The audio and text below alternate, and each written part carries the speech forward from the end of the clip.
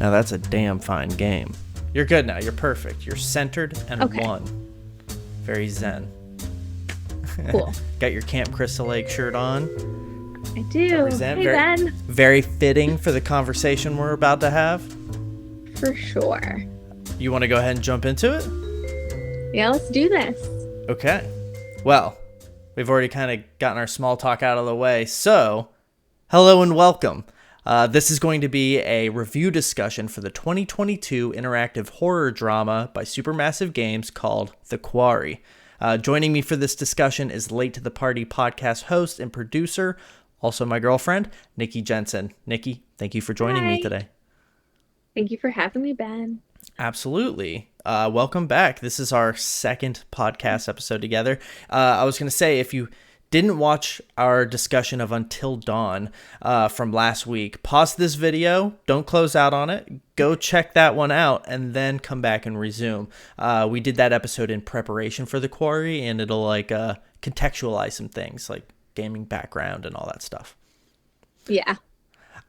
So for the uninitiated, we're going to have a top-down discussion of The Quarry's gameplay and a brief spoiler-free discussion of the story.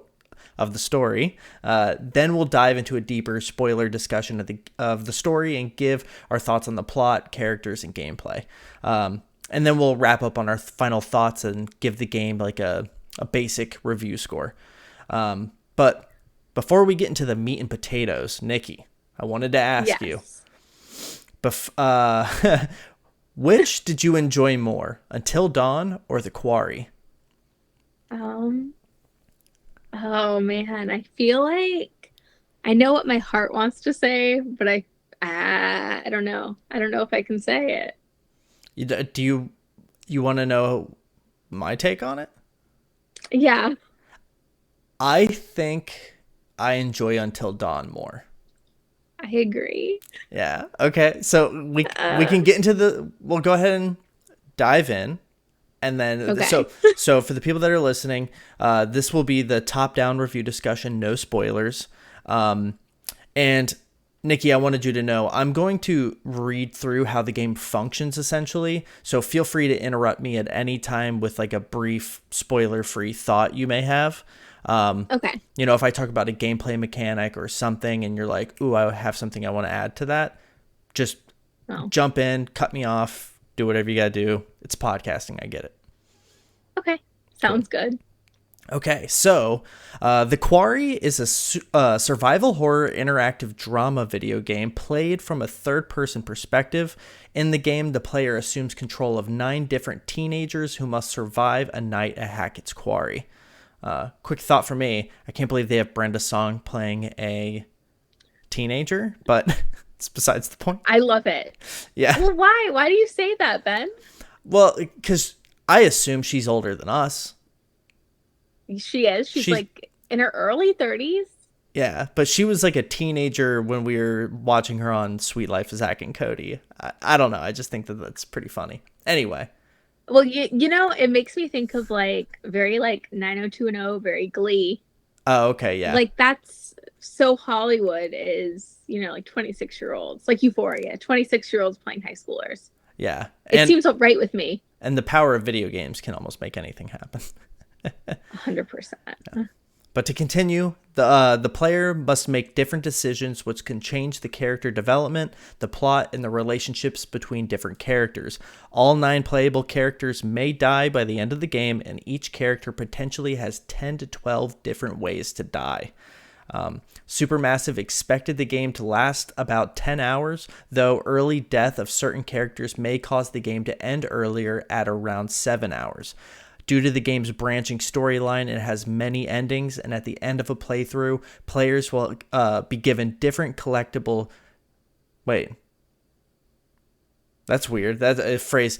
So I got most of this from Wikipedia, just for like a quick synopsis. So, basically throughout the game you can collect tarot cards that will build up to like an ending, and there's one card in particular that if you miss it you will miss a story chunk, which we're not going to spoil here, so know that if you're watching this before deciding to dive into the game. This is like the Until Dawn totems. Yes, exactly. So, and but not exactly. But we'll get into that later. No. Yeah. Yeah. The unspoiler version, it's like the totems. Yes, essentially. Yeah, you're right. Players can disable certain gameplay elements such as button mashing, QuickTime events, and aiming and shooting, allowing them to progress in the game with minimum input, which I thought was interesting. It's an accessibility feature. Some players aren't able to button mash for certain reasons, and so it's cool that they even feature that, I think. But the game features local and online multiplayer, even though we didn't play either one of those. We probably should have tried it. No. In local multiplayer, players take turns to control different characters, while in online mode, 7 other participating players can vote in key decisions. Players can participate in voting by only downloading the demo version of the Quarry, which I think is really cool. That's a really cool feature. Yeah, I wish we had taken advantage of that more. If you watch the Until Dawn review discussion, Nikki started out playing Until Dawn, and then for time's sake, I took over, and basically she made all the decisions, and I had my hands on the controller, so I like, because I'm sorry to interrupt, but I would take like 10,000 hours if I played a whole video game like that. But so like Nikki could make a decision that would kill somebody, but I might mess up like a quick time event or, do something that results in someone's death. So outside of that, one thing I wanted to note, which I thought was really cool, is the game also features a movie-only mode in which the player can set the personality traits of different characters and then let the story play out, which is pretty cool, I think. That's actually really cool. I was so impressed with, going into this. It's what, 7 years later after Until Dawn? Yeah, 7 years. And I like the way that it has all those other features. Like there's a movie mode, you can do couch co-op. There's just like a whole bunch of different things. It's more accessible, like you were saying.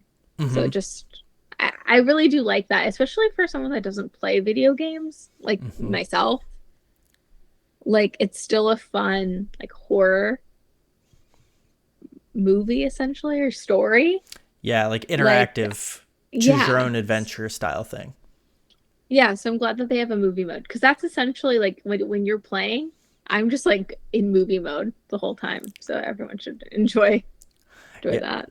Yeah, I think like one I noticed, I think the Quarry was significantly easier from a gameplay perspective.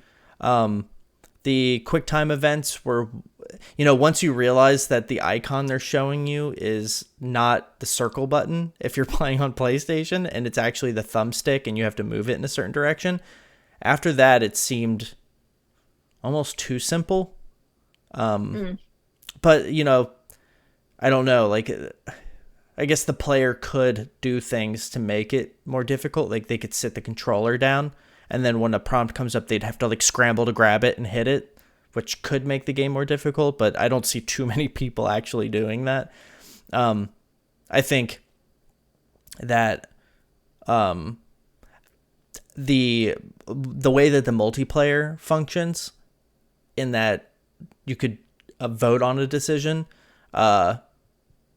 kind of maybe that's why they had to make that choice to do it that way. But anyway, in terms of, I know that you didn't go hands-on, but in terms of the gameplay, the exploration segments, stuff like that, top down, what did you think?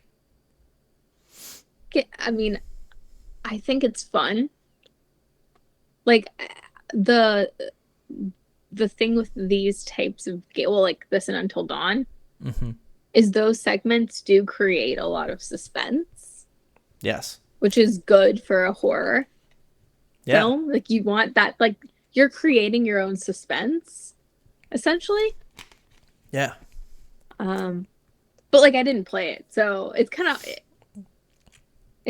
of hard for me, because like, it's hard for me to. I want to know your take. It's hard to. Yeah, that's a good point. To actually say, because I don't.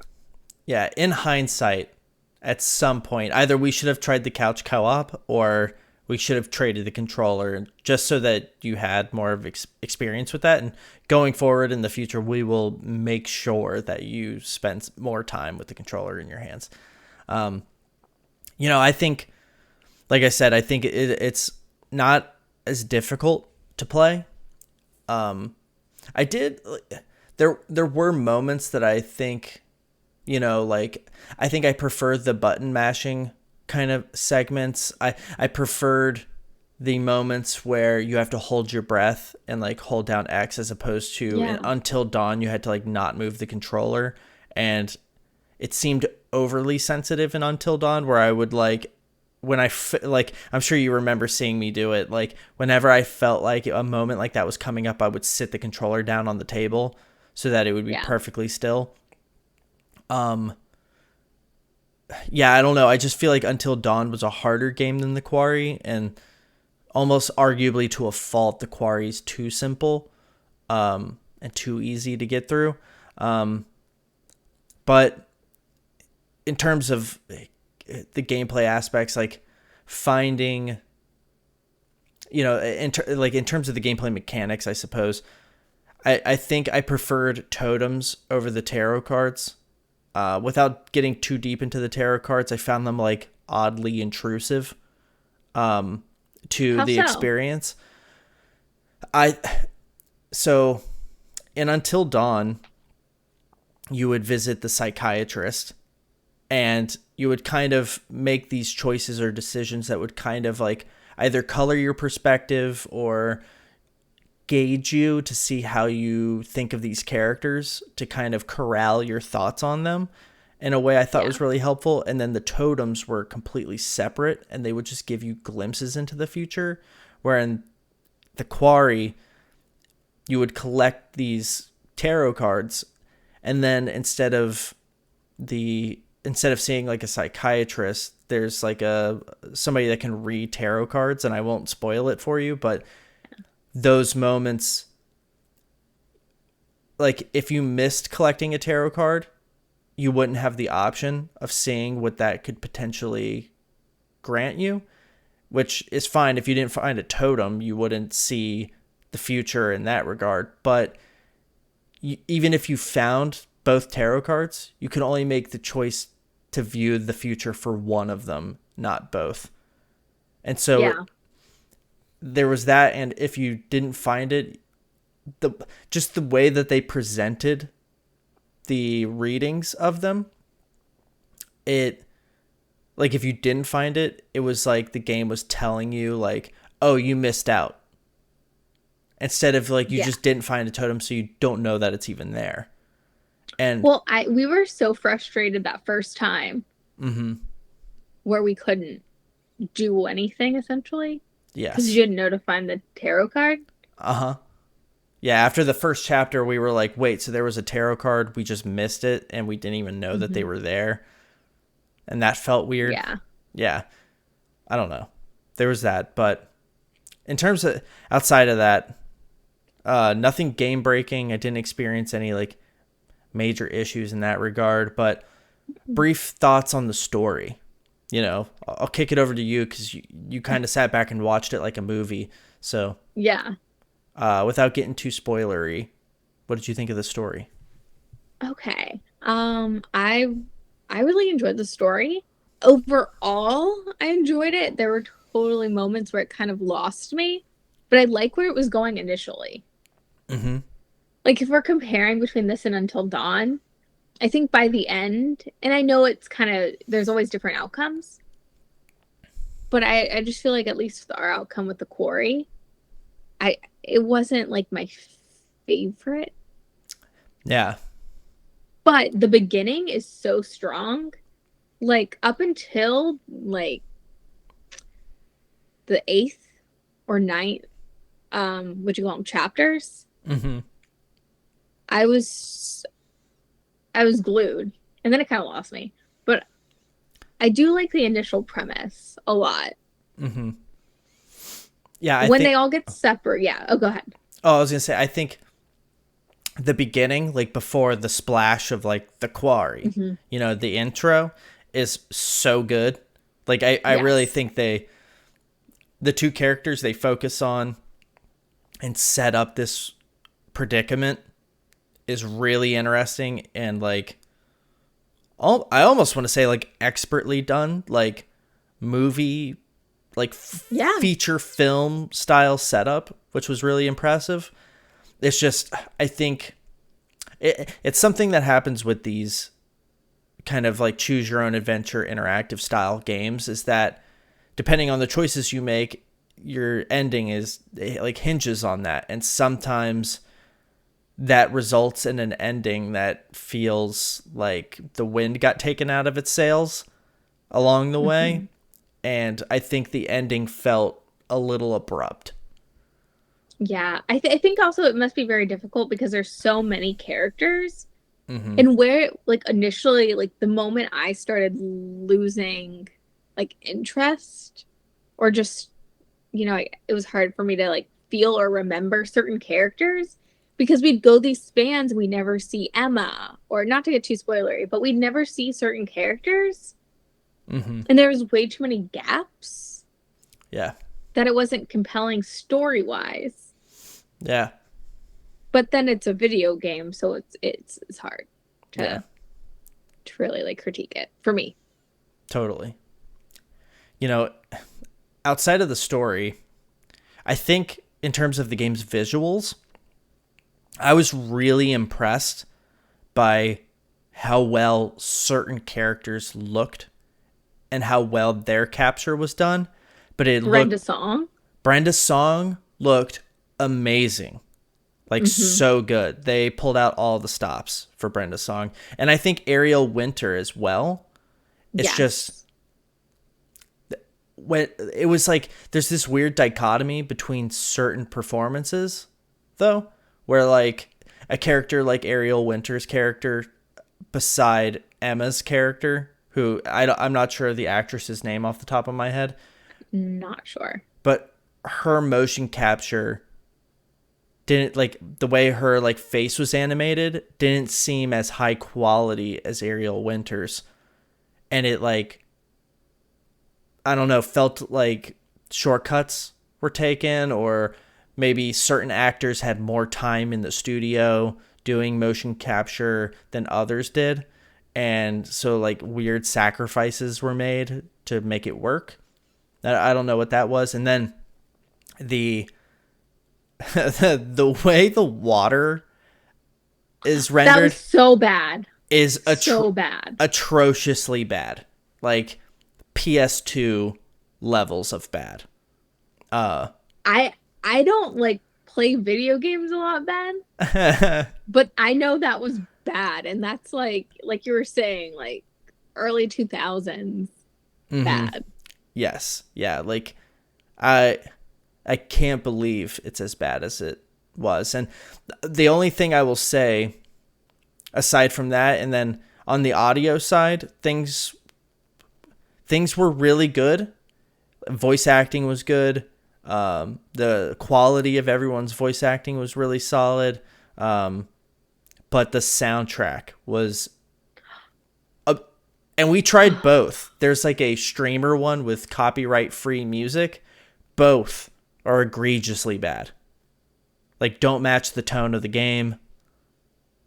I don't know. What were your thoughts on the soundtrack? Oh my God. I don't want it to just be like us shitting on the Quarry for an hour, No, well, we but it have was plenty bad. of good things to say. Yeah. I mean, most of them start with Brenda and end with Song, but um, that soundtrack took me out, Yeah. I would turn and around and that's look at not you okay. and be like, "Can you believe this?" That's what it's crazy to me as well because whoever created the music or decided to pick the music and whatever. Yeah. I know movies are made. I don't know if video games are made, so correct me if I'm wrong. But like this was like a conscious like we're gonna pick music that evokes going to camp. Mm-hmm. being young, and it was Imagine Dragons-esque music. Yes. Yeah. And it was also a horror movie, which I guess you can play with that, but every single song was like that. Yeah. So it just threw off the whole entire tone. Yeah. It makes me think, and I don't know this for certain, but it makes me think that they took money from somebody, that they had to use music from that distribution, and they picked what they could. Or especially in terms of the licensed music, and then the duty free, like royalty free music sounded like they made it inside the studio, but they did not do a great job of capturing the tone of what this should be. Like, I think you have one peppy, upbeat tune in the beginning, or like after the splash screen when everybody's going to camp, Yeah. or when they're at the camp. But then after that, you don't play Imagine Dragons while somebody's like heartbroken, sitting by the lake, No. staring out at it, like tearing up. You know what I mean? Yeah. Well, like even in a movie, you don't even play music like that. Yes. It's Yeah. score. Yeah. A lot of a horror movie is a banging score. It's not like Yeah. bops. Yeah. It should. Bops in quotations. Yeah. A score would have been preferred over like licensed music. And it's it's not like Tarantino was making the soundtrack for this, where hand like cherry picked like licensed music that matches the tone. I don't know. That was It bad. just didn't, it took away the cool factor. Yes. Yeah. The only thing I'll say before we move on to the spoiler stuff is that this game did start out in development for Google Stadia, which is like now like I'm pretty sure like a defunct gaming platform that Google was trying to get off the ground. That it was you could stream games inside your browser, and I think around the time Google Stadia was being sunsetted, I forget who the publisher is of this game, but they stepped in and it's 2K. 2K stepped up and funded the rest of the game and got it published and took it from there. So, I think there may have been some concessions made to get it across the finish line, and they probably just wanted to get it out. If you haven't bought the game and you haven't played it yet, but you're interested, personally, before we go into spoilers, I would say wait for a sale. I don't think I would spend $70 on this game. Damn. What do you think? No, no. I think only spend $70 if you have a bunch of friends or you have a bunch of time and you really want to play all that it's worth, all the $70 worth. So you want to watch it in movie mode, you want to play it with friends, you want to take the time to play it multiple times and see the different routes you could take. If you want to dedicate all that time, it's worth it. Yeah. If you just want to play it once through, wait for a sale. Yeah. Personally, when we move in together, I want to have a party and play through the Quarry with friends. That'd be fun. And, everybody get to like vote on decisions and see what happens. I think the Quarry would be like a kind of like a cheesy horror movie that I think is, if you look at it from like a campy perspective, not camp like summer camp. No, camp like in like tongue in cheek. Yeah. Yeah. I think in terms of that, if you look at it from that perspective, it could be a lot of fun, and it would be fun to play in like a proper setting like that. And I also think it would be fun to like one weekend, just like, make some coffee, sit down, pick character traits, and then just let movie mode play through.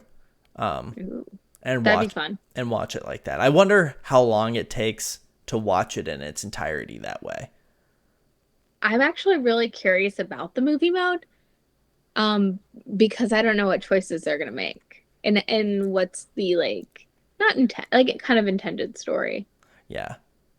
And I imagine they strip out the exploration moments.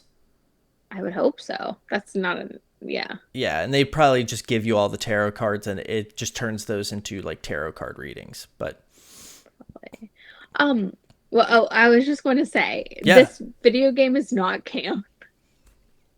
They go to camp, but it's not camp. If totally. there's any gals and gays listening, like I don't want you to like get it twisted. It's not camp. It's not like Showgirls. Yeah, Even though totally. I kind of wish it was. I feel like if they wanted things to be a little more purposefully B movie or purposefully like tongue in cheek, like they had to go bigger. Yeah, they would have had to have driven that home a little bit more because the way it came across, if that's what they were trying to do, was just that they missed the mark. Like they didn't do it hard enough. You know what I mean? Yeah. No, it was very serious. Like the Quarry is very serious in tone, besides the like Imagine Dragons music. Yeah, Which yeah, is why it's so confusing and hard to kind of talk about, especially not with spoilers. yeah, totally. But with that, we can move on into the spoiler cast portion of this video. We're going to start with the story and kind of move through the major beats and pause interstitially to kind of give our thoughts on what we were thinking up like at this point. And then, we'll get to like deeper thoughts and gameplay systems and talk about it a little bit more and yeah, just get a little bit deeper. So if you haven't played the game, now's the time to pause, decide whether or not you want to play the game, and save this video in your watch later and come back at another time and finish it up. Or skip ahead to the final thoughts where we'll kind of wrap up and give our review score and take it from there. But, so, the game starts out with Laura Kearney, played by, is it Siobhan Williams? I'm not sure. That's how I'm going to pronounce it. Know. And Max Brinley, played by Skylar Gisondo. I'm hoping I'm pronouncing that right. Probably Gisondo. Gisondo. Okay. So, on their drive to upstate New York in the middle of the night to visit Hackett's Quarry, where the two have been hired as summer camp counselors, the two swerve off the road to avoid hitting an unknown creature and crash into the woods. A local county sheriff, played by Ted Raimi, who is Sam Raimi's brother and featured in, he was J. Jonah Jameson's like assistant in the Spider-Man movies. He approaches their car and becomes suspicious of their situation. He orders Laura and Max to stay the night at a motel near Hackett's Quarry, but the two drive to the camp anyway. When they arrive, they break into the basement to investigate something Laura saw, but Max gets attacked in the process, and the sheriff arrives at the camp, sedates Laura, and shoots the monster in the basement. At this point, this is the opening. So in terms of Laura and Max's early established relationship in this opening, what were your thoughts on their performances and the setup of this? Oh, the setup is perfect. Mm-hmm. It's so much suspense. You don't know who to trust, what's really happening. Their banter was amazing. Oh, it's great. Yeah. And I like both of the actors. That's Skylar Gisondo or whoever that actor is. I've seen him in so many. He was in Licorice Pizza? Yeah. Holy shit, that's right. Yeah. Dude. I feel like I've seen him in so much. Same. But I think he's just so charming. Mm-hmm. I saw on Twitter someone was like there's no one that can because everyone was talking about like Tom Cruise and Top Gun Maverick like a week ago. Yeah. And they were talking about how the Skylar Gisondo dude was like very like he could do a remake of Jerry Maguire. Like he has that much charisma. Ooh. Okay. So, yeah. Wow. I'm looking really quick just to kind of take a quick aside at Hmm. um Siobhan Williams. I hope I'm pronouncing her name right. At her IMDb. And I don't see I've never heard of her. okay, yeah, I don't see anything that stands out um Huh. as something that would be yeah, there's really nothing here.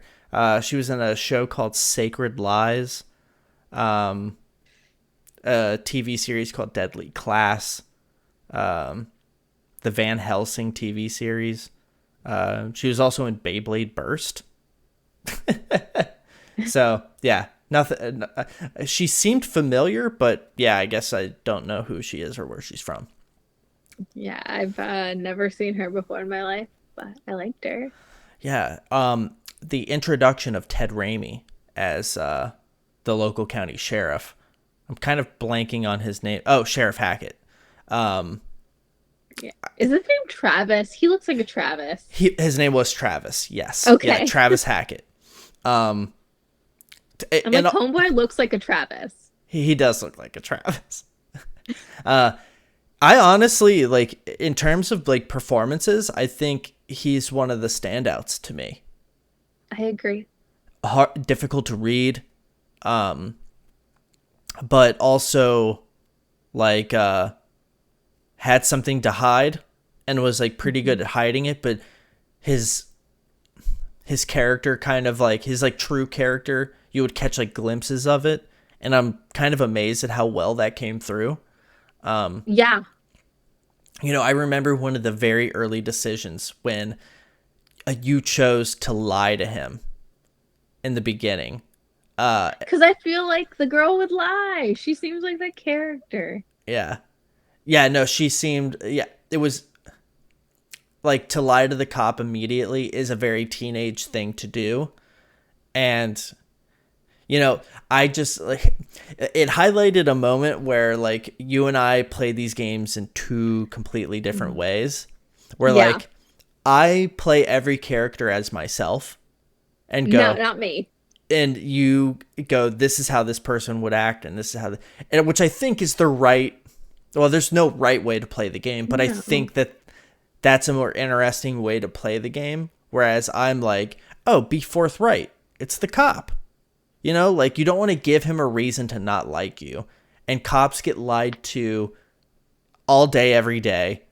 And if you want to elicit a good response from them, if you really have nothing to hide, which I know this is a weird tangent to go down, Yeah.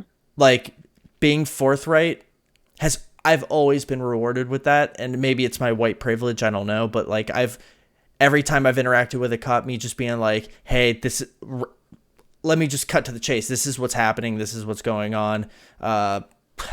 What do you want? Does that work out for you? It's always worked out. I've always just been like, you know what? They always say, because you were honest with me, and because I can tell you were honest with me, I still have to give you a ticket, or I still have to do this. But when this goes to court, just know that like I'll say something, and they always have. So That's not my experience with cops. yeah, but did you try to lie to them? Did you try to like fake No. cry? Yeah, oh, kind of. I'm always like, oh See, no, I'm so sorry, and I didn't mean to. I don't know anything about anything, and I'm sorry. yeah, I And maybe it's my white privilege, but they're like, no ticket for you. It's yeah. okay. Oh yeah, that's definitely that. But I feel like it. I think it's so easy to be like, oh my god, she's crying. Okay, like you just know, like I don't know, but that's how I try to think like. I think honestly, though, they probably, because it is so genuine most of the time where I'm like, I don't want to get in trouble. Yeah. They're like, damn, this girl is,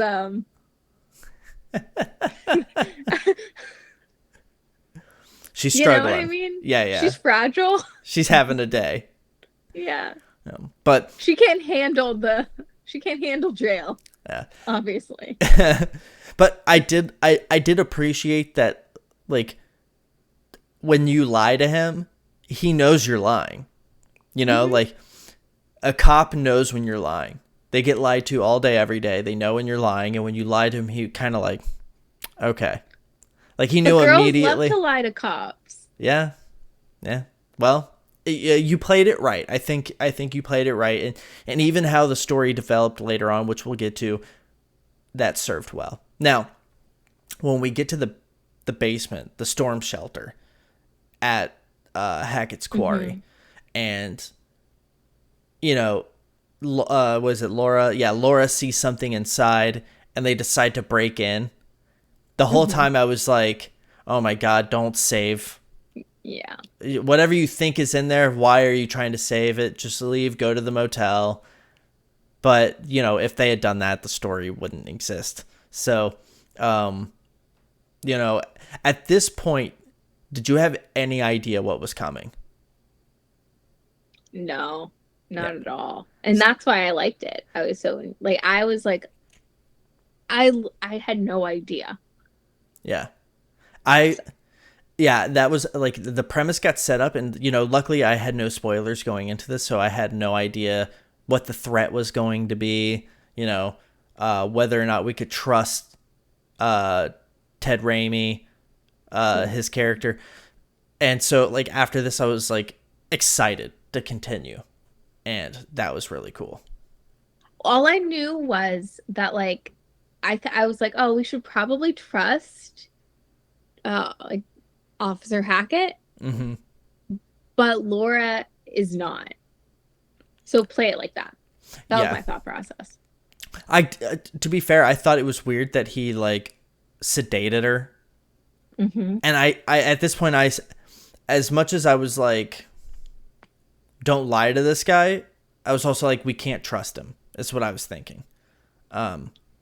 Because I think in all the promotional materials, there were like little things that made me think. There were things in the promotional materials that made me think that he was connected to the family that you see hunting.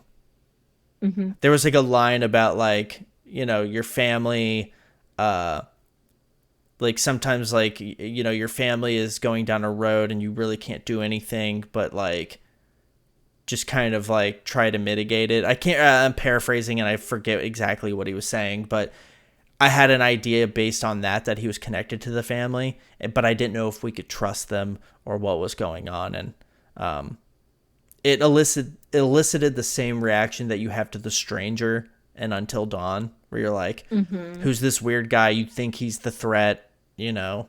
But anyway, we can move on to the next section. There's a time jump. It's 2 months later. 7 camp counselors, Abigail or Abby, played by Ariel Winter, Dylan, played by Miles Robbins, Emma, played by Halston Sage, Jacob, played by Zach Tinker, Caitlin, played by Brenda Song, Nicholas or Nick, played by Evan Evagora, and Ryan, played by Justice Smith.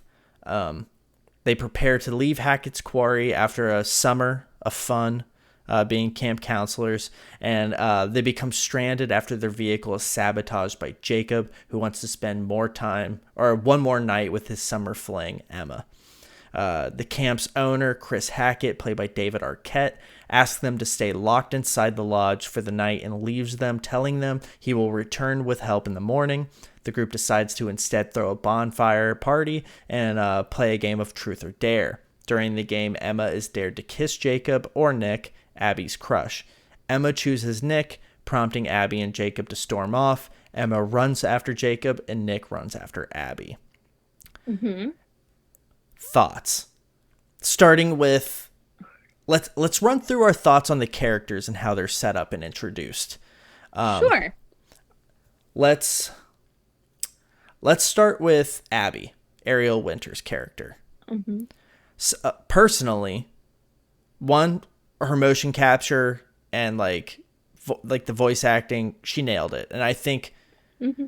she introduced a really likable character, someone that is artistic. You kind of feel like she's maybe a little bit on the nerdy side, she has made a friend in Emma and has this relationship where this like kindled fire of a relationship with Nick that I think, now correct me if I'm wrong, felt like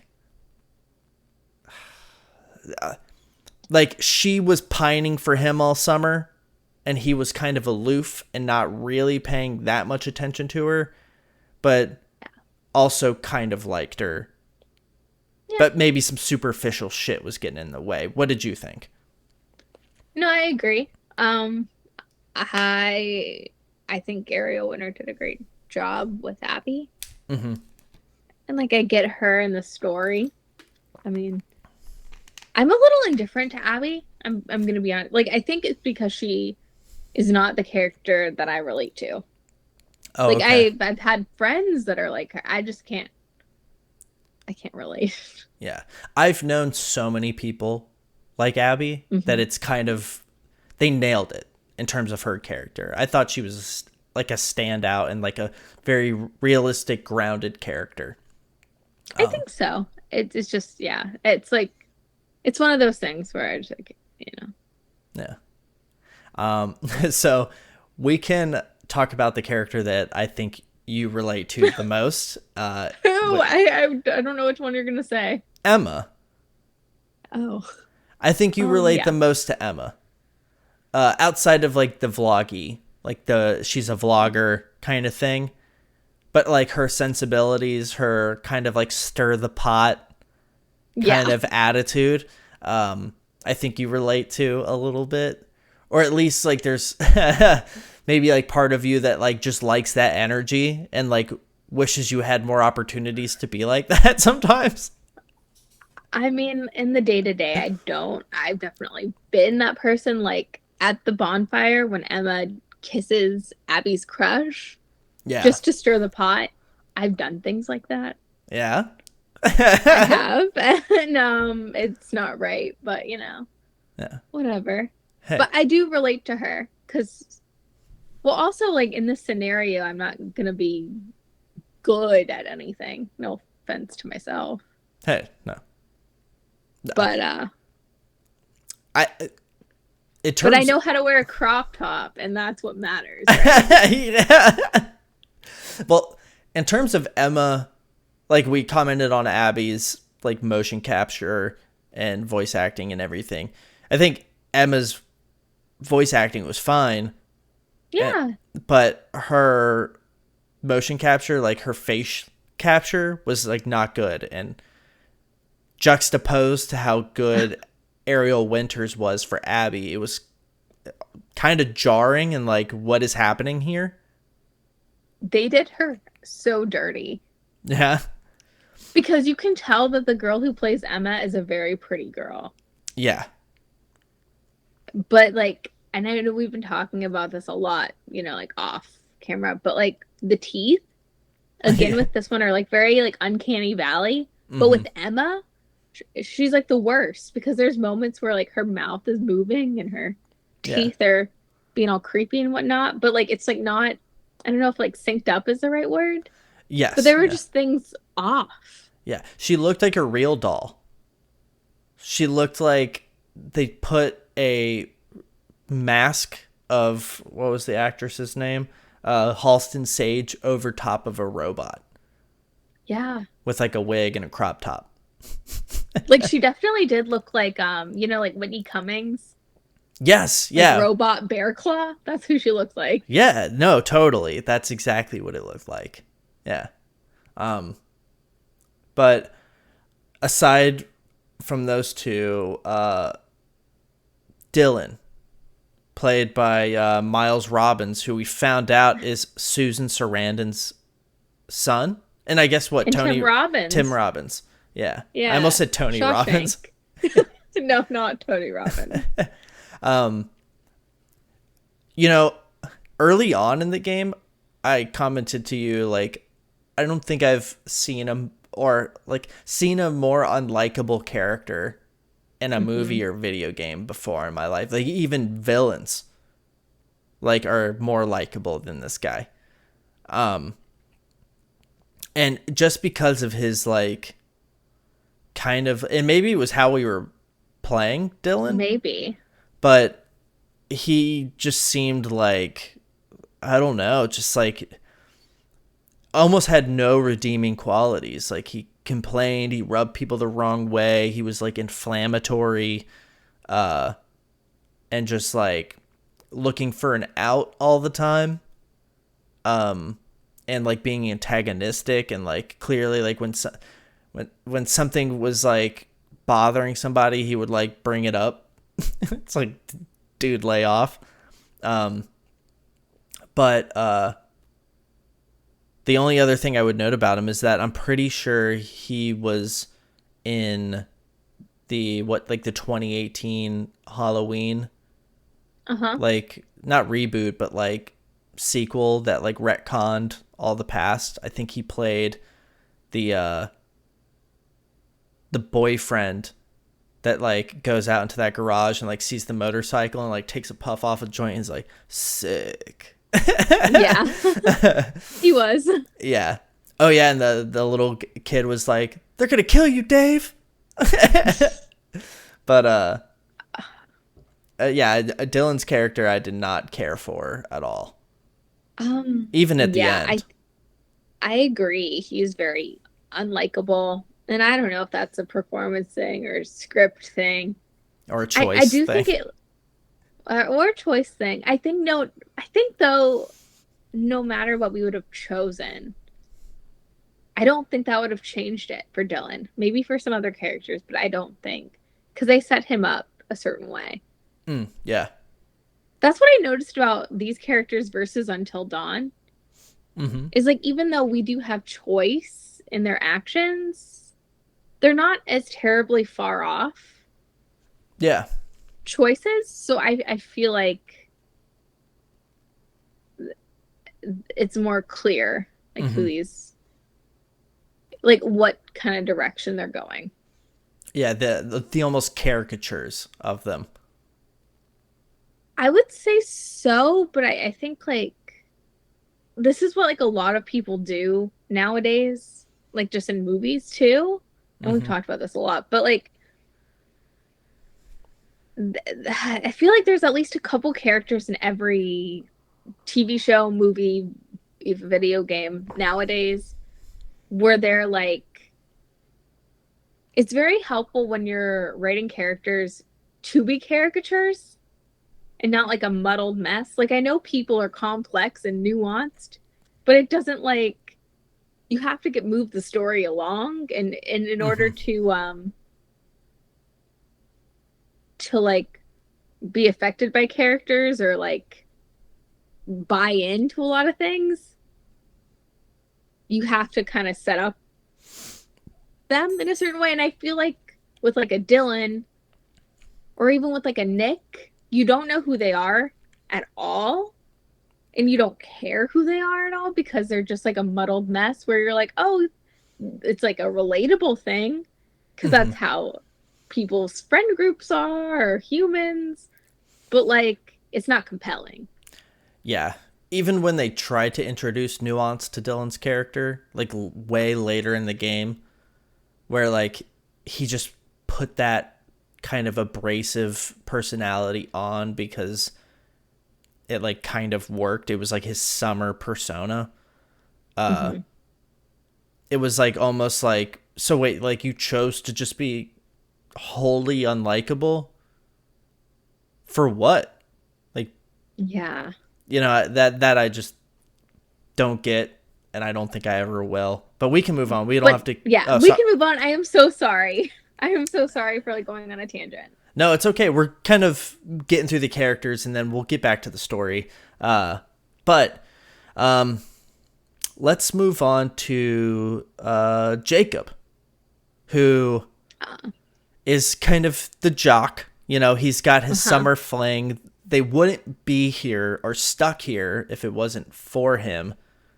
You know, deciding to like sabotage or what's the word I'm looking for? It's not contaminate, but it's like uh, he compromised the Is vehicle. compromised. Yeah, he Hmm. compromises the vehicle, gets him to stay there so he can have his night. And he's, a sensitive guy. He sees uh, Emma kiss Nick, and it makes him upset, even though he's not like mutually exclusive with Emma. He gets upset and storms off, and you And know, cries. and cries, which we'll get to in a little bit. But in a way, he was one of the more likable characters, in my opinion. I think he was the best character. What? I think as far as if you want to talk about like nuance, but also getting the point of like this moving the story along, You know what? he's I the perfect character. really quick. I've come around. I see where you're coming from. He is, because you very quickly pigeonhole him into, okay, he's gonna be the Hmm. jock. He just wants to like smash, and but so he like sabotages the vehicle and gets everybody in this thing, and like he basically like lies and creates this ruse that puts everybody in danger. But at the end, he's just like a hopeless romantic trying to Yeah. cling to this summer relationship or fling. And I think everyone can kind of relate to that. Like that feeling of like I personally have worked a summer job and didn't have like this was, I wasn't I was a teenager. I think I was like 18. I worked a summer job all summer and waited till the very end to tell this Hmm. girl how I felt. And at that point she was like, "Well, thanks, but I'm about to go to college now. Oh. So I don't know what you want to do with this." And then I was just like crestfallen and like Oh. emotional and upset. So like in a way I do relate to him, and I think it's similar to Ariel Winter's character, very realistic. Or at least realistically portrayed, you know. And he does have one of the more dynamic personalities, and yeah, no, Well, he moves the whole story along. And it's not with malintent. So he can be a good protagonist because like he didn't set out to like he's just impulsive. yeah, yeah, So which we can all relate to being impulsive. for sure. Yeah. We can move on to. I'm trying to pick the best character. Let's go ahead and talk about Nick. Uh-huh. Nick, at this point in the story where we're at right now, I was feeling like, yes, he is Abby's like love interest. He seems sweet but aloof. And I feel like at this point we really aren't given too many reasons to care about who Nick is. Mm. Outside of being lighthearted, like he knew about the peanut butter pops and stuff, like that candy Jacob finds. Yeah. So he seemed like funny and lighthearted and aloof, but really I don't think you care about him other than having an investment in Abby's character and wanting her crush to kind of work out. Yeah. But Yeah. what did you think of Nick?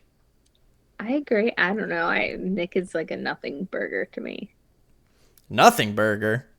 I mean, he was cute and he has an Australian accent, so Yeah, he was cute. I understand like yeah. Abby liking him. You know, Yeah. He's probably the one I would have liked yeah, because of the if accent. I was in this camp. Oh yeah. Yeah, the longer like wavy hair maybe. Oh, oh yeah. um, but yeah, at this point, there's not a whole lot going on with Nick. Um, let's talk about Caitlin, played by Brenda Song. My girl. The most, I think, like mature of everybody, and like well acted. Hmm. And like I think even though they say that they're teenagers, I think like if everybody's like 18, she had like a year or two on everybody. I think she was kind of like, maybe she was the camp counselor that stuck around the longest, like kept coming back. Yeah. There always seems to be that one camp counselor that's like older than everyone else, has been there the longest, is like kind of shepherding the newbies into this. Like maybe she's on her like second or third year doing this when everybody else is on their like first or second. And Yeah. I really enjoyed Brenda's character, or sorry, Caitlin. Caitlin's character. I agree. I enjoyed her performance too. I think that's one of those things where it's like she didn't really have any defining character traits, She knew how to shoot a but like gun.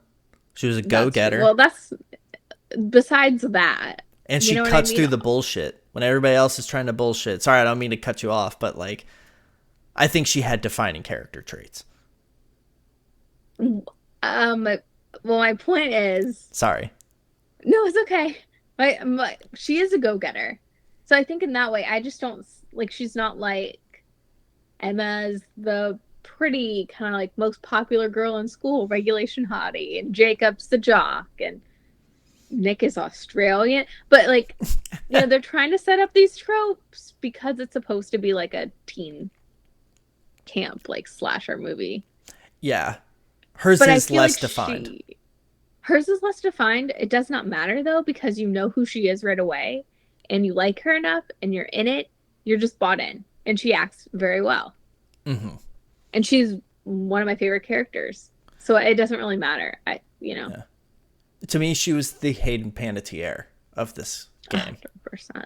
Yeah. Like, You like want her to win because you like, or like live because you know who she is too. It's like we grew up with her. yeah. Yeah. And lastly, we can end on Ryan, played by Justice Smith. Kind of the loner, the one that's like got something going on, like troubled home life, I think.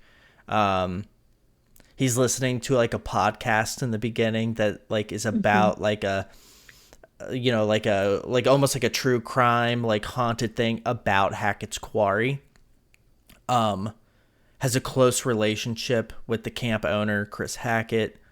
But this is maybe my hottest take of the game. I think Ryan's, or like Justice Smith's performance of Ryan, and I think this falls on the director, is like not good.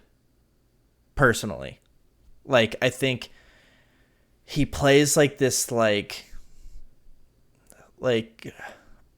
kind of like awkward, like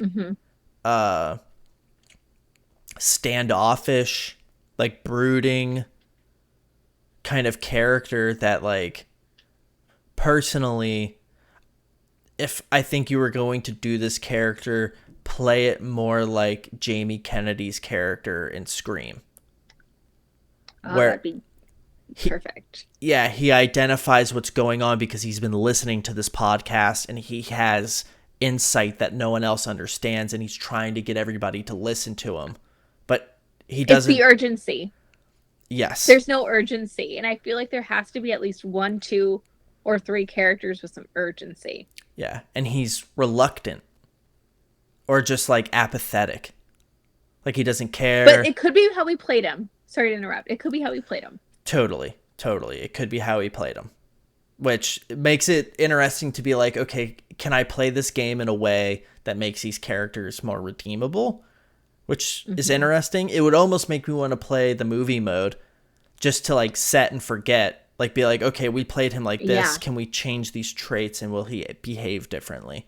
But during our playthrough, I wasn't the biggest fan. Agreed.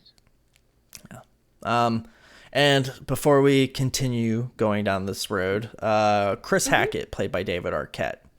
I think he's really only in the beginning of the game as David Arquette. It's a cameo. Yeah, he has a cameo, and I think, it personally, for a studio that's making a game, and yes, the gaming industry has a lot of money to throw around. I think they paid for as much David Arquette as they could get, and then they were like, "Thanks, David. See ya." Maybe. But it's weird. I feel like I wish we had gotten to see more of him as a camp counselor, because we see him more in like panic mode, where he's just concerned about getting them home, almost in like a kind of like a mean way.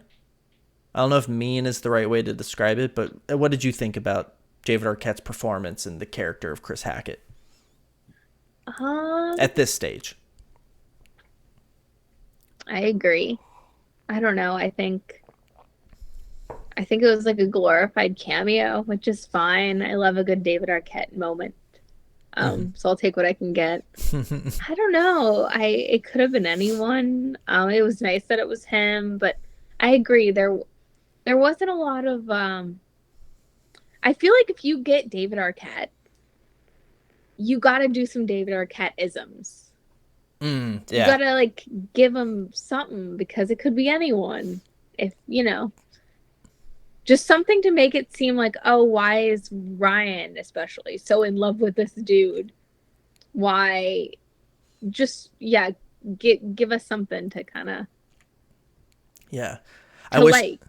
yes, like in Scream, which I hate to keep painting it back to, but it's the most similar David Arquette thing I can think of, where like, there's the scene where he's talking to the sheriff in the first Scream, and the sheriff's like smoking a cigarette, and David Arquette is like licking an ice cream cone. Yeah. And he's very like young and kind of like new to the force kind of thing. And I get that it's a different character, but I wish there were like some tip of the caps to his lineage in horror. But that's a stylistic choice that's maybe nitpicky. Or get him to make a joke or something. That's all I wanted.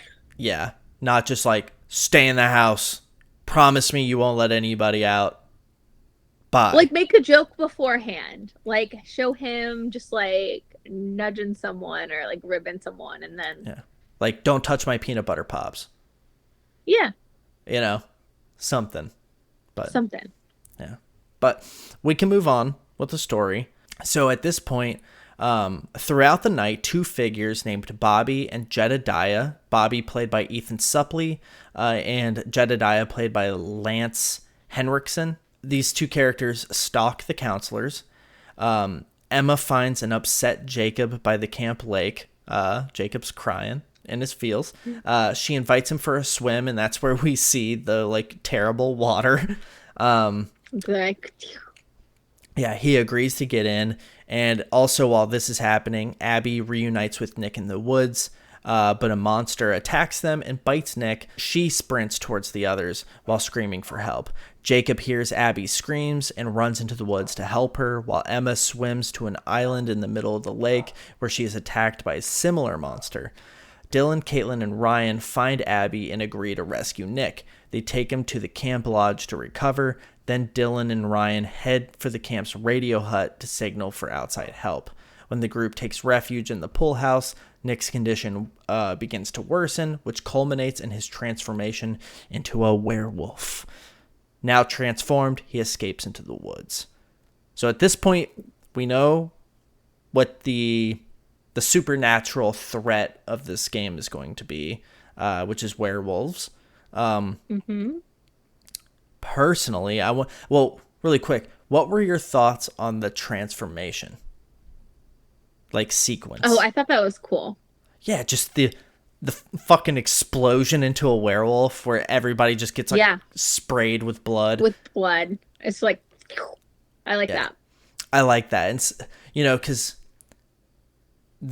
typically there's like the drawn out kind of like bones popping and like, snout like, comes out kind of thing. Hulking out. Yes. Yeah. Where I think the like slow, like something's not right, I don't feel good kind of like build up, and then like then like Nick was like being like really nasty and like mean Mm-hmm. to Abby, Mm-hmm. building up to it, where like all of a sudden he was like kind of like way more invested in the relationship, but like wanting her to show him affection, and when she didn't, he was like kind of like mean to her. Yeah. And I thought that was interesting. Um, and kind of like a take on a werewolf I haven't seen. I really enjoyed that. Yeah, it was good. Um, in terms of the kind of the two figures, Bobby and Mm-hmm. Jedediah, at this point in the story, are you where are your thoughts on them as either a threat or because like we see them like put up a sign that says like hunting season or like open Yeah. season for hunting, and they're like smearing blood on themselves. What are your thoughts at this point? I mean, one would assume that they're hunting people. Mm-hmm. Um, but then they like show kind of like that they're protecting that. I don't know. I was so up until the very end. I didn't know what to make of these characters for sure. Yeah. It could go either way, I think. I liked that mystery too. Because it's like obvious like that they are doing the blood and everything because like you're saying it's hunting season. But are they really going to do they want to hunt these kids or not? Like are they trying to save them? Yeah. I Uh, liked the questioning. yeah. I think they did that in a way where like I started to think like, oh, I think they're on our side, like they're trying Mm-hmm. to help. But I was also kind of like, but who knows? Maybe they're trying to do something similar to what Until Dawn did, but then they're gonna like subvert the expectation, which they didn't end up doing. But I think that doing it either way, like not making everything derivative of the original and assuming that everybody's played Until Dawn Yeah. going into this, that is fine, I think.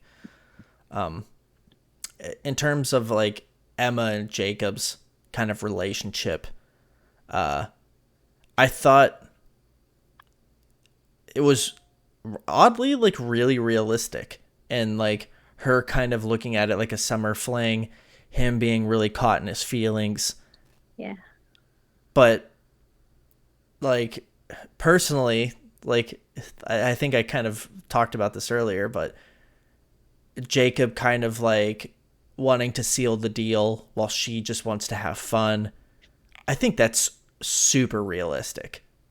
Oh yeah. It's compelling too because yeah, Like personally, I feel like that hits really close to home. I wouldn't consider really. myself like a jock, but yeah, like when I was 18, my first like summer job outside of high school before college, like I tried to like seal the deal. Somebody just wanted to have a good time that summer and I ruined it. Oh But well. hey, you live and you learn.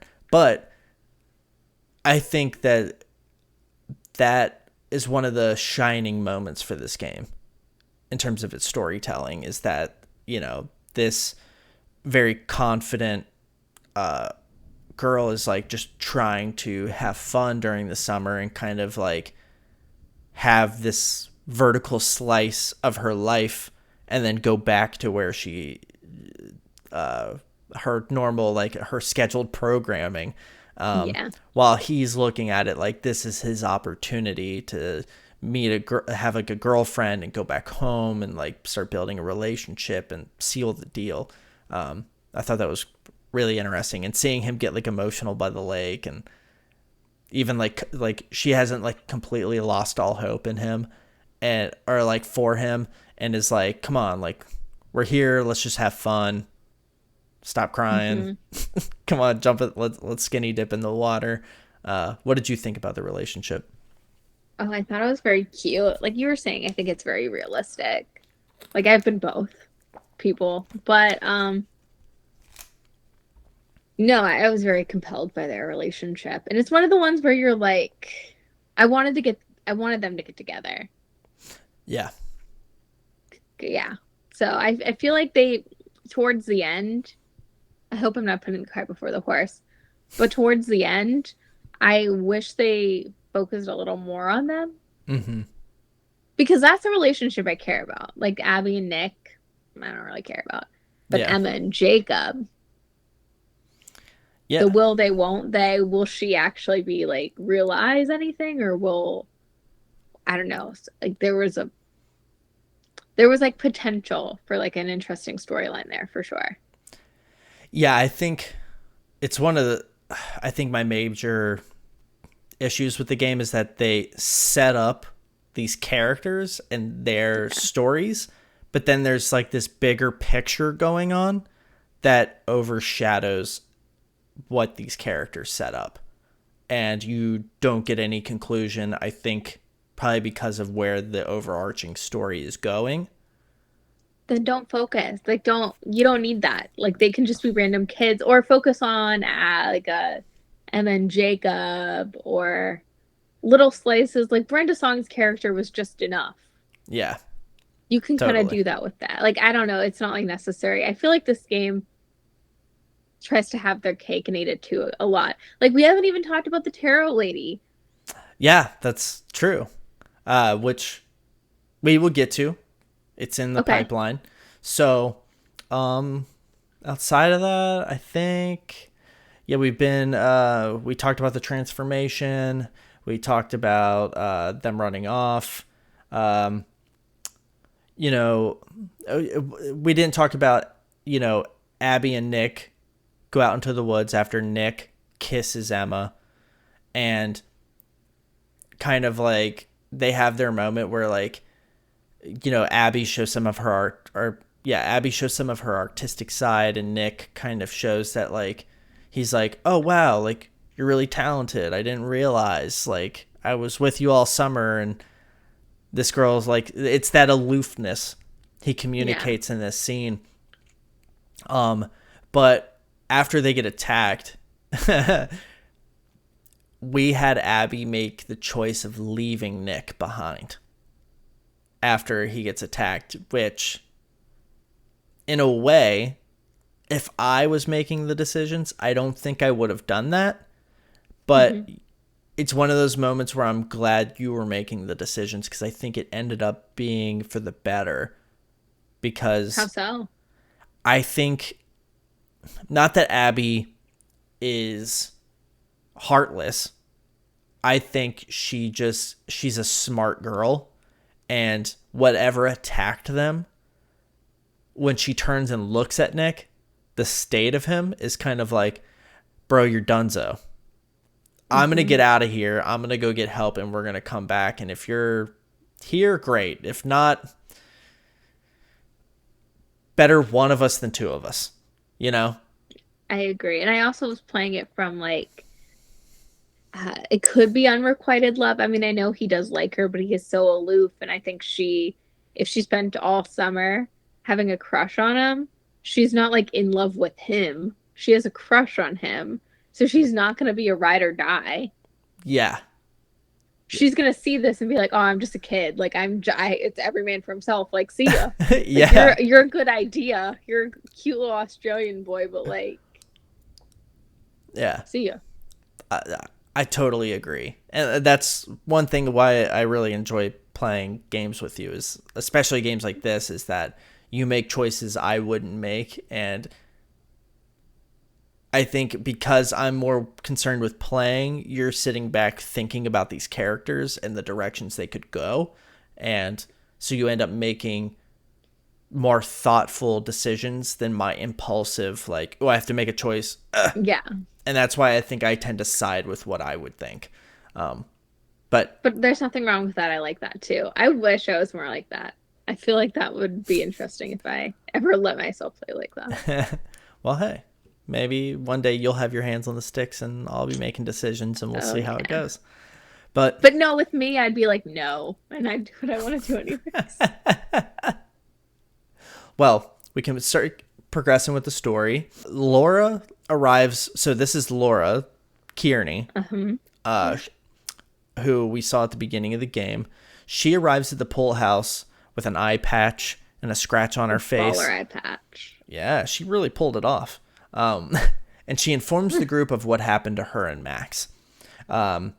She tells them that the sheriff was Chris's brother, Travis Hackett, who imprisoned them for 2 months, during which they learned about a werewolf curse that spreads through bites.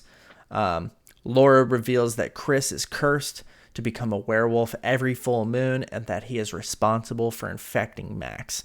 Laura wants to kill Chris so the curse can end. Laura requests Ryan's help for her mission, and he reluctantly agrees to come with her.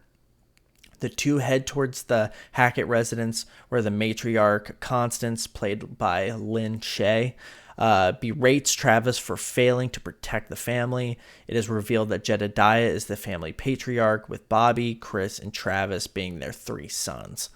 Laura and Ryan learn more about the Hackett's family history within their home, and they eavesdrop on a conversation between Constance and Travis. The Hacketts catch them in the act, and a fight ensues. During the commotion, a werewolf version of Chris attacks his family members, including Laura and Ryan. This kind of introduced a flashback sequence where it kind of goes back 2 months and shows what happened at the jail after, Laura is sedated and Max has been bitten, and, Travis puts him in different cells, and we kind of get an opportunity to do some investigative work. And personally, from a gameplay perspective, this was one of my favorite moments in the entire game. What did you think about the flashback sequence and the moments in the jail where we kind of got to steer Laura and Laura and Max, get a glimpse into their relationship a little bit more, and also glean some information from Travis and everything he's left in the jail? Oh, I was so invested in this. I really enjoyed this part. Because this part's so good because it's a follow-up to the intro, which was so good. Mm-hmm. And I wanted to find out what happened. The police officer and Laura and Max, I wanted this, so I got my answers. Yeah. To me, this moment felt very inspired by early Resident Evil games, where you're walking through this environment and you're finding clues. You try to hack into the computer and it shows a hint and says my birthday, and then you're going throughout the jail trying to find hints, and you see a calendar that happens to have his birthday, but you don't know the year he was born, so you have to dig a little bit deeper, and you find a birthday card pinned to a corkboard that says wow, you're 51, and it's dated, so you go okay, this takes place in 2021. You have to count back, and there's moments like that in it that I think were really cool. And from a gameplay perspective, I wish there was more stuff like this to uncover, and maybe there was, we just didn't discover it. But who's to say? Yeah, that's true. But it just was so concise. It allowed you to really kind of unravel some of that stuff, and I thought it was really cool. So the whole, in terms of the werewolf lore in this, whoever bites someone, they start the chain, and if you kill them, the cycle comes to an end. What did you think of that? Because I don't think that that's a werewolf thing. I could be wrong. It's not, but it's not. I mean, I'm not werewolf expert or anything. I don't know. I've seen Teen Wolf, but yeah, not even the TV show, the Michael J. Fox Teen Wolf. Mm-hmm. But it really did harken back back to like just like old school horror movies. Yeah, like the Because I Universal feel like, monsters. yeah, well, I feel like that's like a common thing in older horror movies. Hmm. It's like you got to get the first one. Like I don't know, it just made sense to me. Yeah, I liked And it. I did like, yeah, and I like that like Travis and sorry, tell me if I'm like putting the cart before the horse, but like when Travis and Laura are like, well, we're gonna kill Chris Hackett Hmm. and we're gonna do this. Yeah. I'm not Travis. Sorry, him and Max. Ryan. No, Max, and then Ryan. Yes. Yeah, yeah, yeah. But Laura makes that decision to just be like, I'm gonna. This is Yeah. what I gotta do. Yeah. So it changes the story up a bit. I didn't love the execution, but it could just be the decisions. But I Hmm. love that idea a lot. Yeah, and at that point I think, Travis doesn't want to kill his brother. Travis still wants to kill the wolf that bit him. And we Yeah. and at this point I don't that's where we might be putting the cart before the horse. At this point I don't think we know who that is, and that is Travis's goal. I don't think we know that is what they're hunting for the whole time.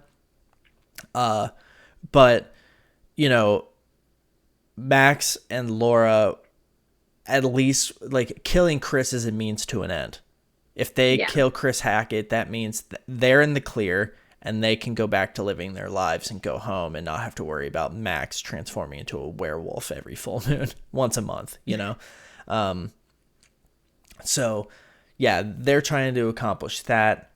And then when Laura leaves and is, the flashback ends and they're like, we have to do this. And, Ryan has this relationship with Chris where he doesn't want to kill him and is trying to find another solution and is like reluctant to help and like Mm-hmm. kind of like trying to throw her off the scent while they're making their way to the house, the Hackett house.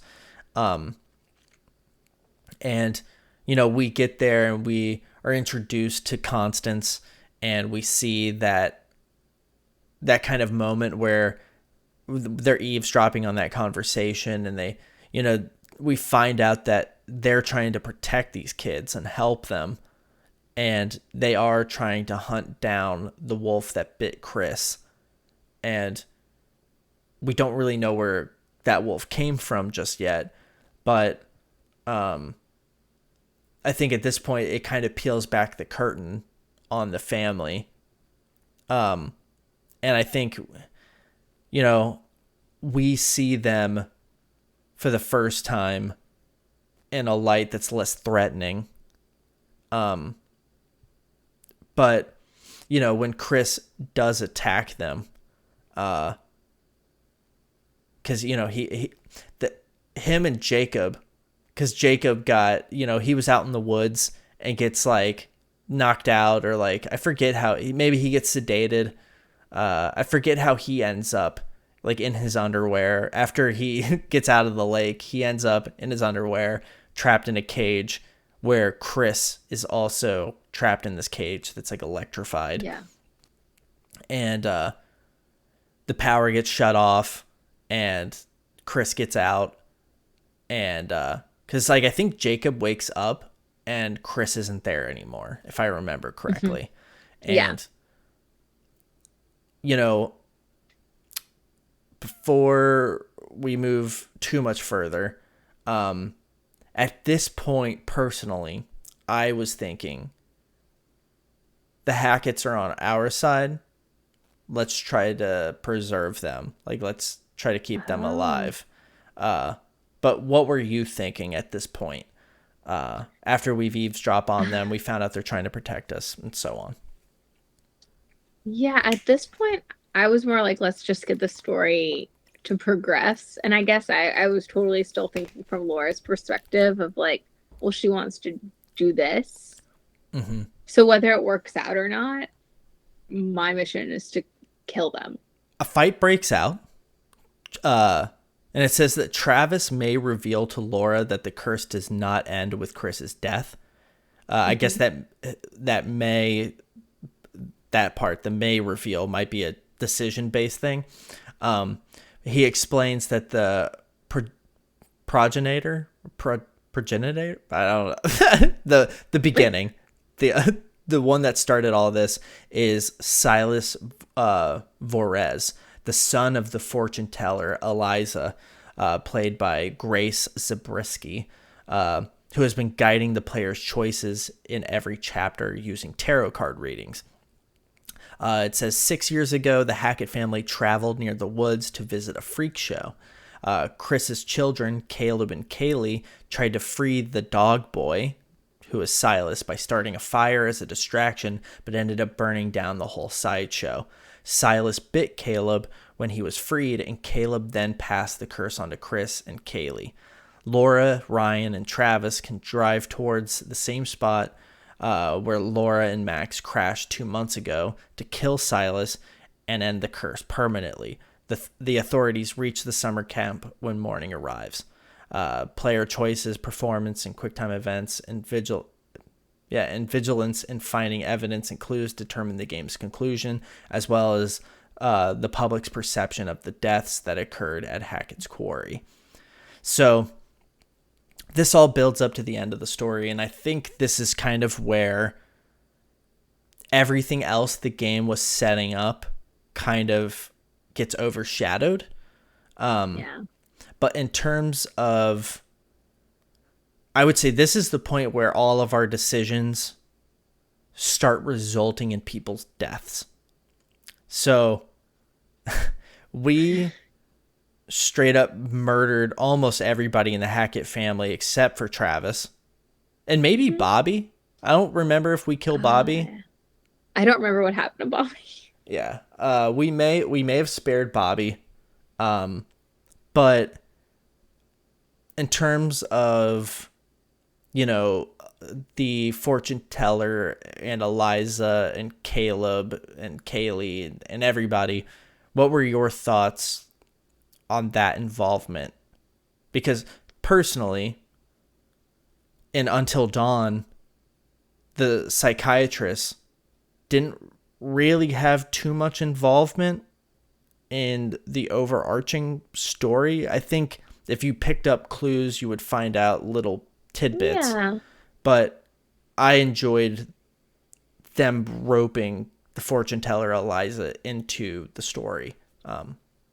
I appreciated that too because for the longest time, the tarot readings made no sense to me as far as, like, that's not in werewolf lore. This isn't in, like, those types of movie, like teen slasher camp movies. Mm-hmm. So I am glad that it tied back because then it actually has a place and it makes sense. Yeah. It was more of a relief in the way, like, oh, we didn't just, like, have, like, this weird tarot. I don't know, just it felt so out of place for so long that I like how it circled back. Yeah, and I like the idea of, like, this freak show that, like, came to town and, this family of, like, do-gooders, like, they run a camp. Yeah. Like, one of the sons is, like, the county sheriff, and this family is just like a kind of like a point of like a beacon in this community, and they just go, hey, let's go check this thing out. And their sweet kids are like, man, this boy's like kept in a cage, this is messed up. And they try to free him, and it's like, it turns out he's a werewolf, and I love that, bites the son and spreads everything. Because at one point, I guess the synopsis didn't cover it because I guess depending on choices, it wouldn't happen. But we shot and killed a werewolf with a silver bullet, and it ended up being Kaylee. Yeah. And that was like a moment where we kind of were like, well, shit, and I guess to kind of keep things going along, there's a moment at the house during all of this where Caleb is a werewolf and is terrorizing the rest of the crew. So like not Laura, Ryan, or Travis, but you know, I don't know if Jacob made it back yet, but it's like Abby, Caitlin, and Dylan back at the house.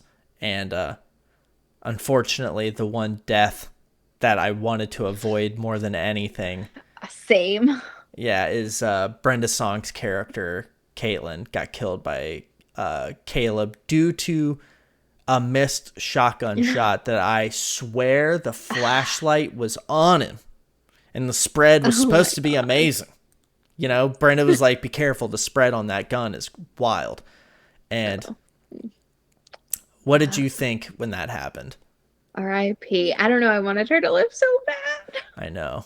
You know, That's the this, only one I really cared about. Her and Nick. I was like, oh, I gotta save my two. yeah. Or not Nick, not Nick. Jacob. Yes, yeah. I knew what you meant. But, you know, what sucks is that earlier we said that we thought Brenda Song was the Hayden Panettiere of this game. Yeah.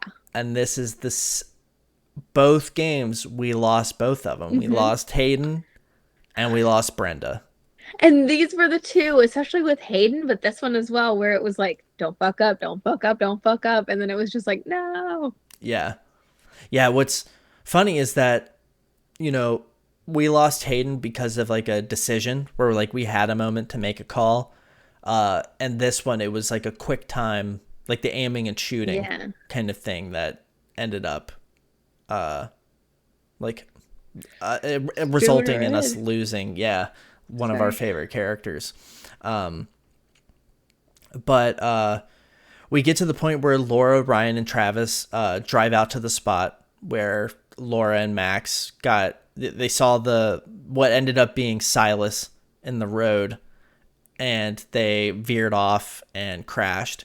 We go back to that spot. We find Silas, who is like set up like a little like area where he goes and like hides, and we kill him and end the Yeah. curse permanently. But we've lost so many people in the process.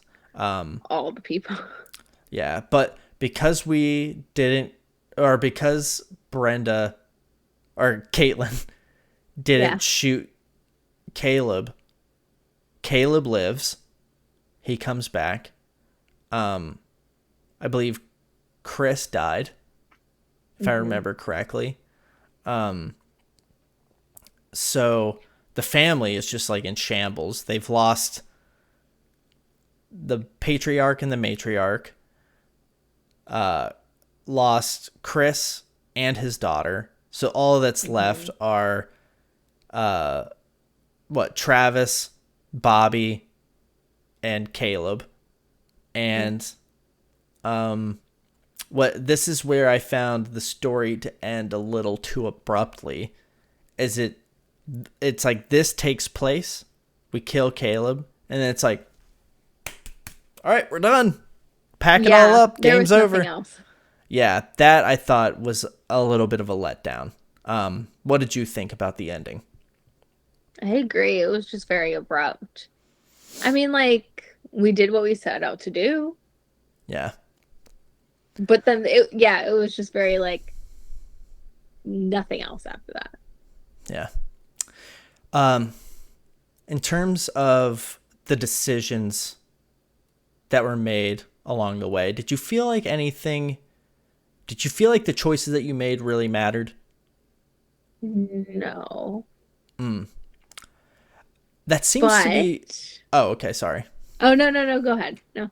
I was gonna say that seems to be a recurring theme. Like they're kind of guiding you in a direction, and everything, at least when you just play it once, feels like everything comes down to like gut reactions, like knee jerk Yeah. reactions to things, and that determines whether or not people die or the way the story plays out. There may be more subtle things, but it really, I think, requires that you play it more than once to notice if those are there. I would agree because like who are we to really say? Yeah. I do feel like they in just comparison to Until Dawn, Mm-hmm. those decisions I think did impact it more Mm-hmm. because it would also just happen in real time. I feel like none of our characters were up for elimination Mm-hmm. until the very end anyways. Yeah. So, Yeah. yeah, I felt like this one was more like funneling us, and then whoever died in this one died. Meh. Yeah. Yeah. It's interesting, I think, that there are like 10 to 12 different ways for everyone to die, which is interesting. It's like, what, how? You know? I know we didn't see any of that. I mean, maybe like the Ryan and the dumbwaiter. Maybe that happens for other characters and we just didn't get that opportunity. Yeah, that's a good point. Wow. Okay. I hadn't even thought of that. Um, in terms of like the gameplay, I know you may not have too much to say about this stuff, but you know, I think I think this is where Supermassive has made some of the more improvements in terms of developing these style of games. Like I thought the quick time events, although they were like simpler and a little easier, it almost made for a more fluid experience. Um, I wish that the decisions, because like a lot of the decisions are like you could sit and deliberate for like 5 minutes if you wanted to. Where I wish there was a setting for like a timer where you had to make them quicker because that would have added to the suspense a little bit more. Yeah. And I feel the game was kind of lacking that a little bit. Finding the clues and stuff.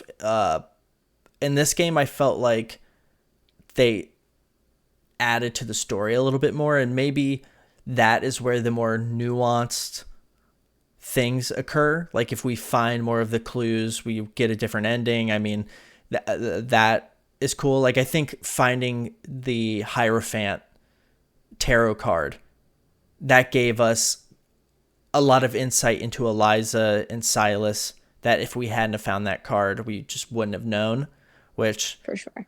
stinks in one way, but like luckily, we after we realized we were like feeling FOMO for missing out on tarot cards, we just like pulled up a guide and we're like, we're not missing a single tarot card from here on out. And then I think the pointing and shooting, outside of losing Brenda or losing Caitlin due to the aiming and shooting moments, I think that they were vastly improved compared to the moments in Until Dawn where you have to like move the cursor to like shoot the can, or like there were like those moments where I think they like find like a BB gun or something, and remember there was like the moment where you could like Yeah. kill the squirrel or not in Until Dawn. Yes. Those moments felt better here, so they've made improvements along the way.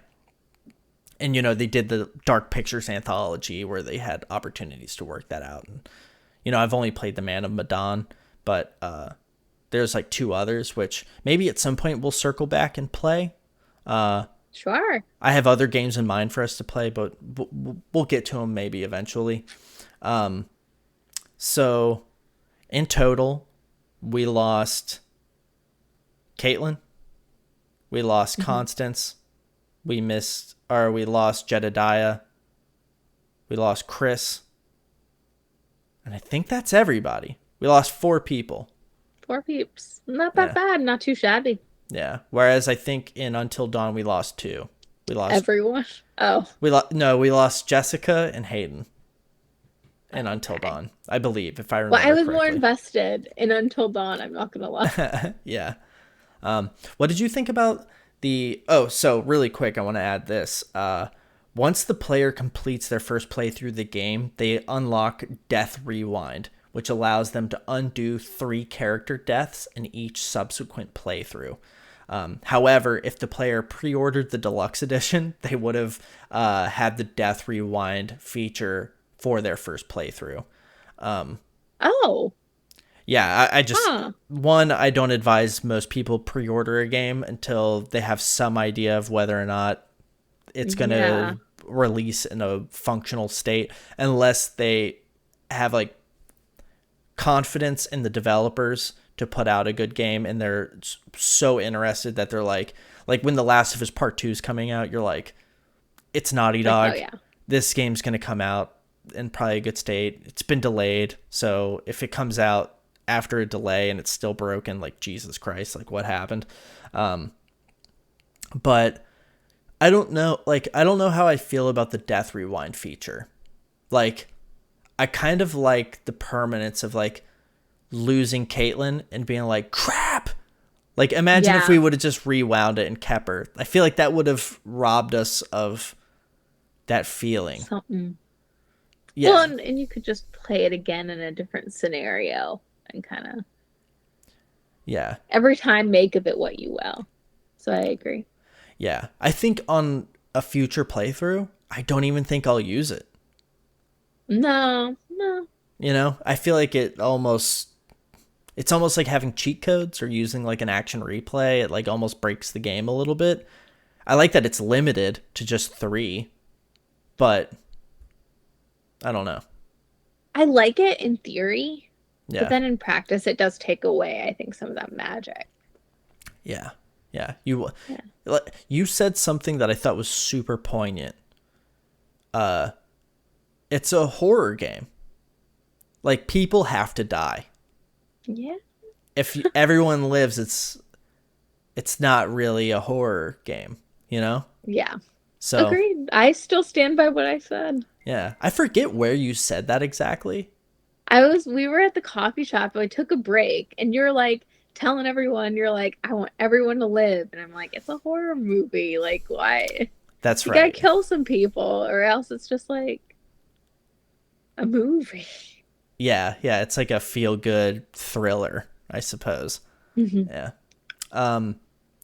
How did you feel about the game's length?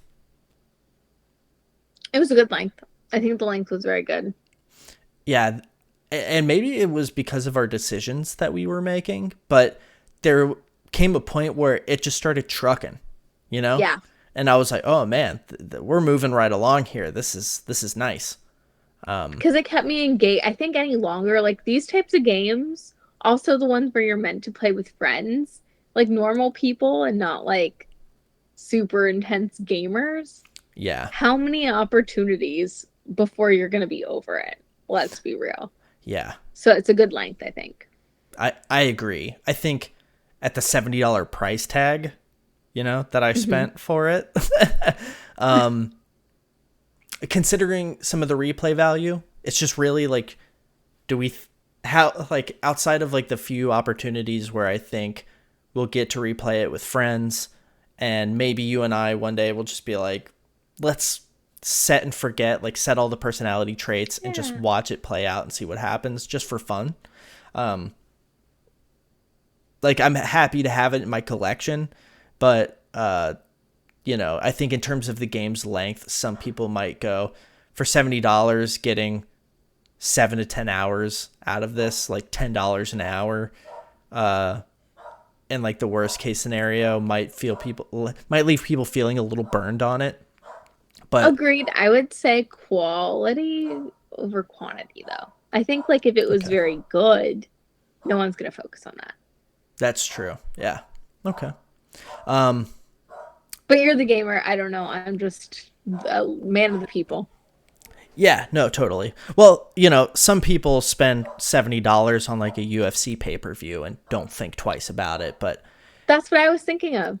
Yeah. The only thing with that is, you know, as a UFC fan, you spend $70 to watch a moment in history take place, like almost like a Evander Holyfield or like Muhammad Ali fight or a Mike Tyson fight. You're watching something that's going to be like not etched in stone, but you're watching something like monumental take place. Like the greatest martial artists on the planet are fighting for your entertainment, and that's like, it's like real life Street Fighter happening. And that is almost worth paying to watch in pristine quality and not streaming and hoping the stream doesn't die out on you. But we're getting in the weeds. Really quick, I know we briefly touched on the tarot card function But personally, I feel like I I didn't necessarily like I didn't like how it was implemented. I felt FOMO. I don't like having to pull up a guide while I play a game. That was very annoying. Yeah, because I mean, I had to like be like, okay, after this beat, then we're gonna have the opportunity to find the card. It's gonna be here. Because if we played through and we just kept missing them and finding out we missed cards, like some of the sections had like 4 cards, and we, based on the other sections, we would have found 2 and been like, okay, we found all of them. Let's just go. And then we would have found out that we missed out on like 2 extra cards, and I I don't like that FOMO. I know that there's going to be inherent FOMO in games like this because you're going to make choices that result in you not seeing certain aspects of the game. But I don't know. There was something about the way that the fortune teller presented them that bothered me. Same. I don't know. I wasn't a huge fan of it. Yeah. And it did feel like a lot of like unnecessary work. Mm-hmm. And I know we were both annoyed by it. I don't think that should be the reaction. Yeah. When you're playing a game for the first time, especially a game like this, where it's just like a fun, interactive horror game. Like, you know. Yeah. I liked... That's too much work. Agreed.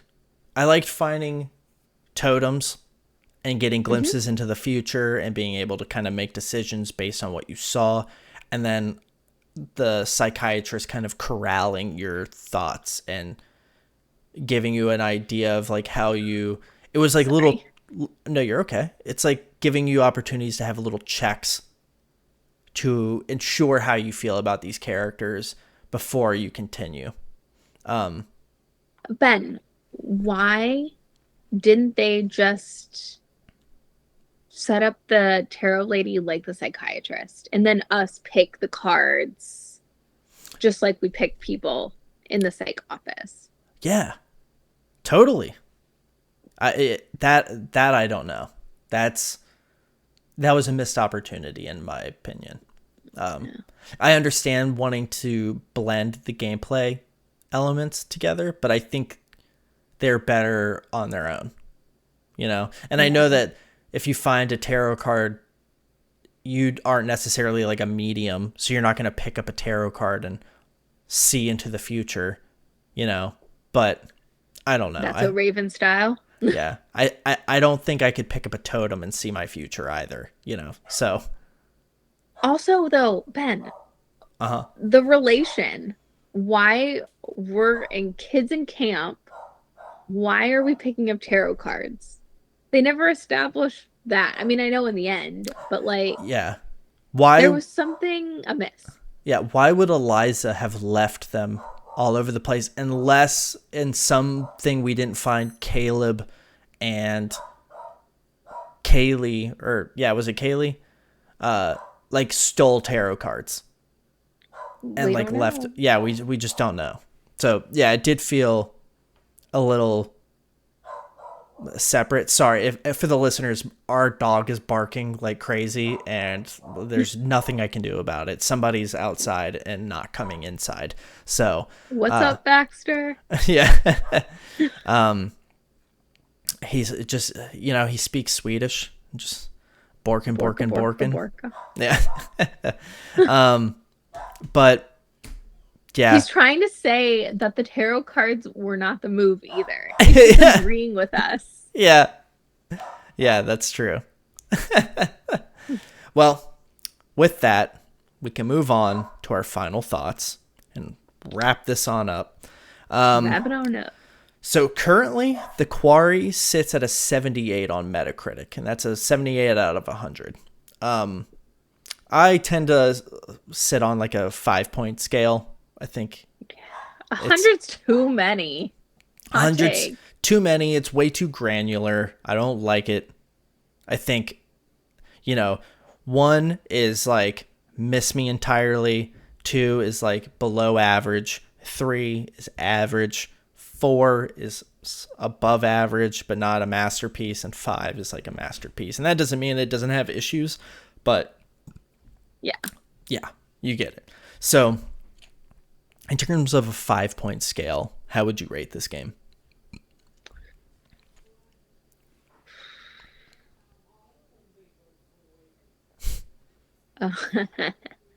What? Uh, I don't know. I don't want to say the wrong thing. What do you mean? It's like a gut thing. You know, we've talked about it, we've discussed it. You know, In you're not going to like give a score and it's going to affect some studio developers Christmas bonus, you know. That's true. So, That's true. It's just like I don't know. My gut says three. I wholeheartedly agree with that.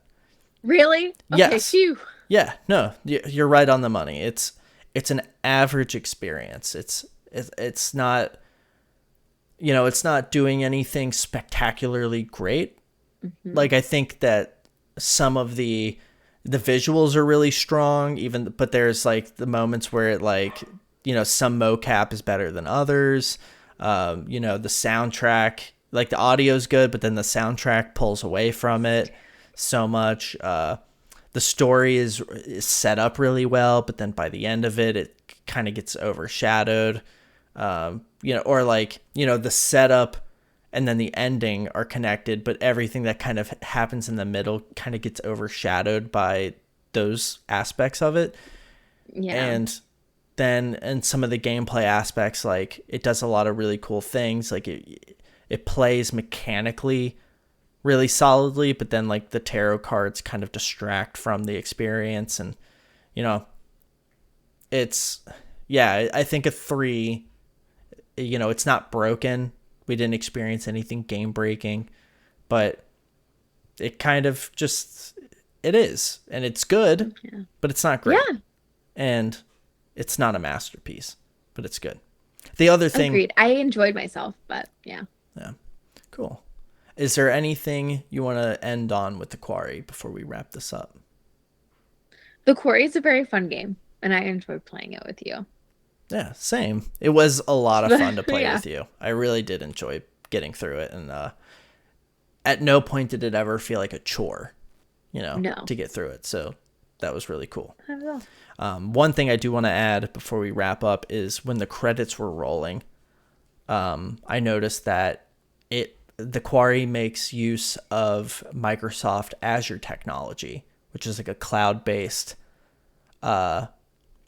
technology that I'm not sure how they implemented it exactly. I don't know if it has to do with like rendering visuals or whatever, but I know it wasn't used on the fucking water. So if that's what Azure technology is doing, I say scrap it. Make the water in-house. But all right, well, Nikki, thank you so much for Yeah. joining me today. Let the people know where they can find you and what you have going on. Okay. Thank you for having me, Ben. Hmm. I have on. So yeah, I have a podcast. It's called Late to the Party, and every Thursday a new episode drops, and um, it's like fashion, film, and pop culture.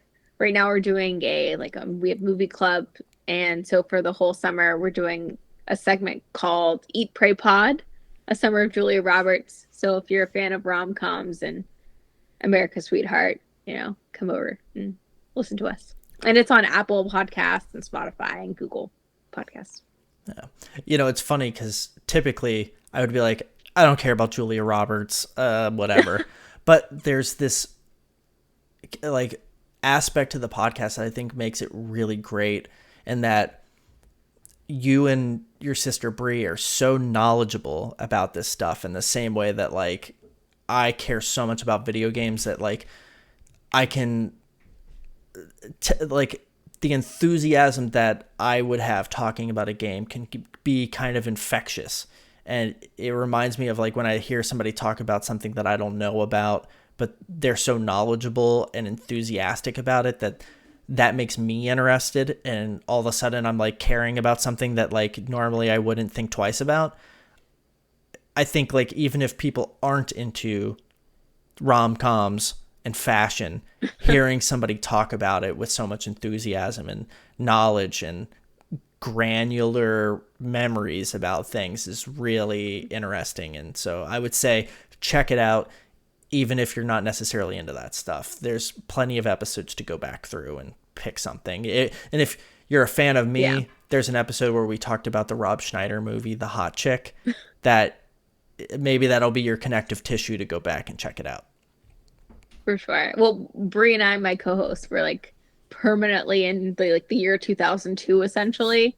So if you have like a nostalgia button, or like just if you're nostalgic, also check it out, because we lament about, random pop culture nuggets in the past. Yeah. So. Yeah. And you can Good follow her on Twitter at Nikki Jensen.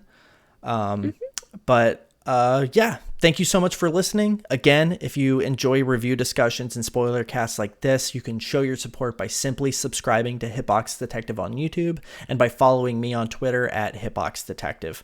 Again, thank you so much for your support. Take care of yourselves, and remember, lead with love and stay hydrated. Thank you.